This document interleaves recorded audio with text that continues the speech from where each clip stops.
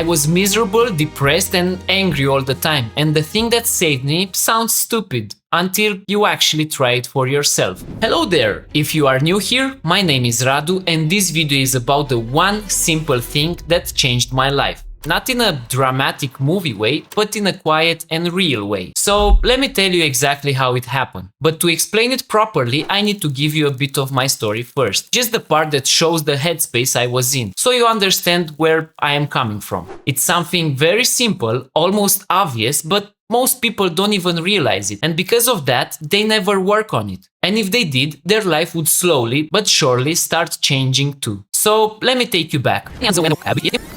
When I was 19, my family moved to the UK for a better life. At that time, I was in my last year of high school, so I had to stay behind to finish school and get my driving license in the meantime. I was young, inexperienced, and honestly, I had no idea what I wanted from life. I didn't know what I liked, what I was good at, or what I should do for a living. So I told myself, I'll figure it out when the time comes. My main focus back then was just to have a good time with my friends. The year passed, and then it was the time to move as well. I arrived in a very small city, so small it felt more like a village. Everything was different. The people, the mentality, the lifestyle, and the weather. And oh my days, the weather. Always grey and always raining. I started thinking the sun had personally blocked me. And don't get me wrong, some things were definitely better, but I was focusing on what I was missing that was actually good. At first I thought, it's fine, I'll go back home often. But guess what? It turns out my wallet had other plans. At 22, I moved to Cambridge for university. And only after 6 months, I quit because I couldn't sustain myself financially. University was teaching me many things, except how to pay rent. Then I moved to London, and London was better. I actually liked the city, but life was expensive, the job was hard, and I was in a very toxic relationship. So at 24, I moved back to my parents' house just to regroup.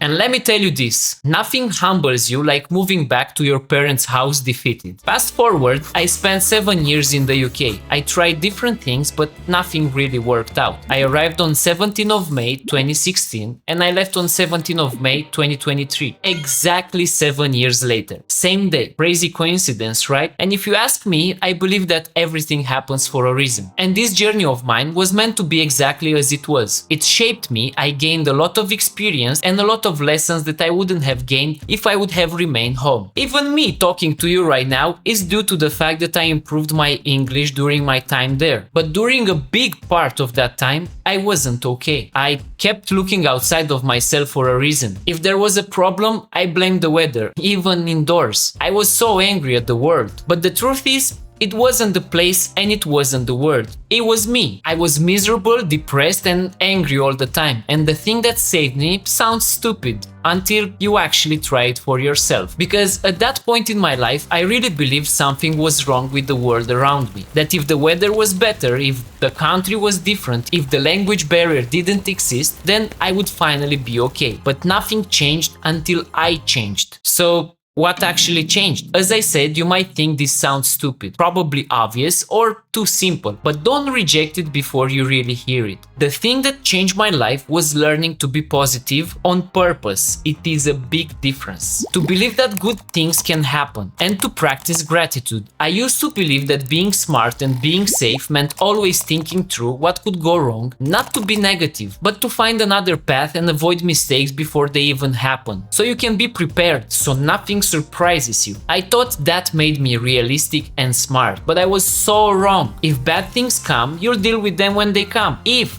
they ever come. You don't need to live in them even before they exist. All you do is fill your mind with fear, anxiety, anger and stress. And I was very good at predicting bad things. Not because I was smart, but because I was attracting them. You've probably heard of the red card theory. And if you haven't, it's a psychological effect linked to something called selective attention. And selective attention is a cognitive bias where your brain filters reality. It only lets in what matches your focus. So when you notice something specific, like a red car, you suddenly start seeing it everywhere. Not because there are more of them, but because your attention has shifted to what used to be invisible to you. You become hyper aware of something only after you become conscious of it. Before that, it was there the whole time, you just couldn't see it. So if you're always looking for what could go wrong, guess what you'll find?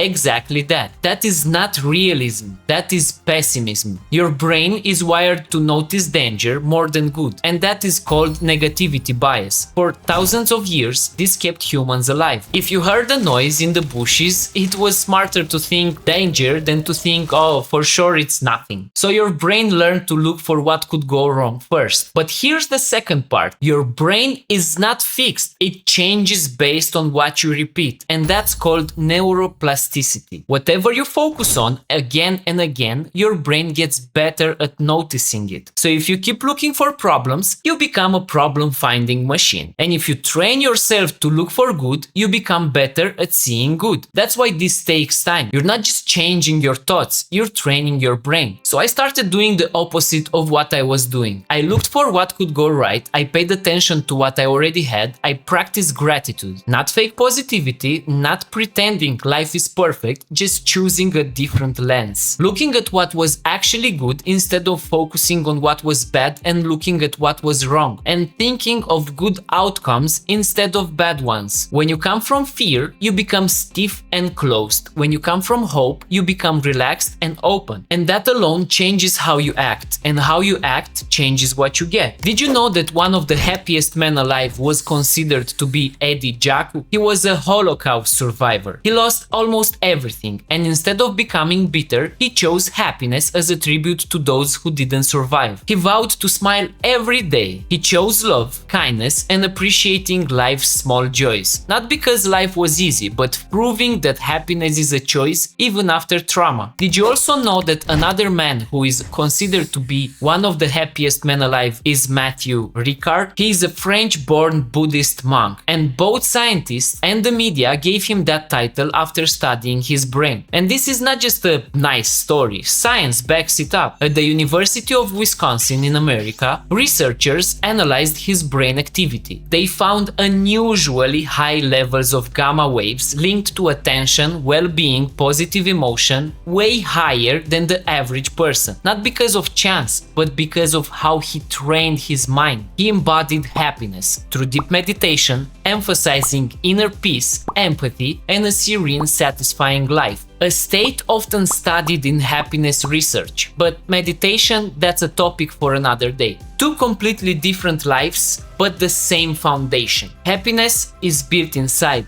not given by the world, and meaning matters more than comfort. Another thing that I knew, but I never truly understood back then, was the law of attraction. And yes, I do know how that sounds. I thought the same thing at the beginning. But hear me out. There is this red book called The Secret, written by Rhonda Byrne, and it talks about the following concepts. What you focus on shapes how you think, which shapes how you act and what you get. Many successful people have talked about very similar concepts inside this book. Celebrities like Will Smith, Jim Carrey, Steve Harvey, Denzel Washington, Lady Gaga, and many more. Conor McGregor even said this book changed his life. He mentioned this book many times, way before he overcame Cristiano Ronaldo and Lionel Messi as the highest paid athlete in 2021. And honestly, it changed my life too. That's why I strongly recommend you to read it as well. But listen carefully. Reading a book won't change your life. Watching this video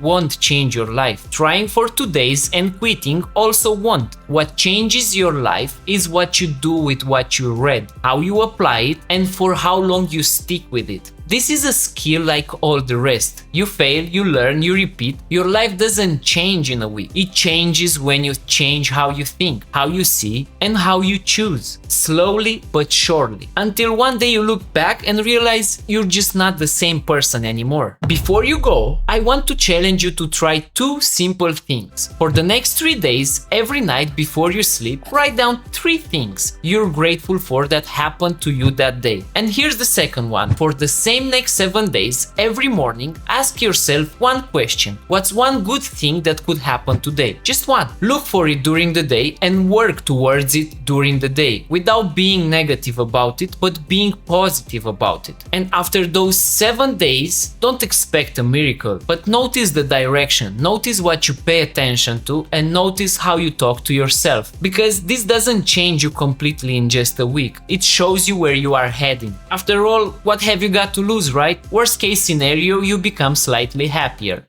Tragic. If this hit you, tell me in the comments what part of it felt more personal to you. I read every comment. And if you've already tried something like this before, please tell us what happened. Your experience could help someone reading the comments right now. If you like this video, don't forget to like it. It really helps me. And if you want to follow my journey, please don't forget to subscribe. This is just the beginning. I'll see you on the next one.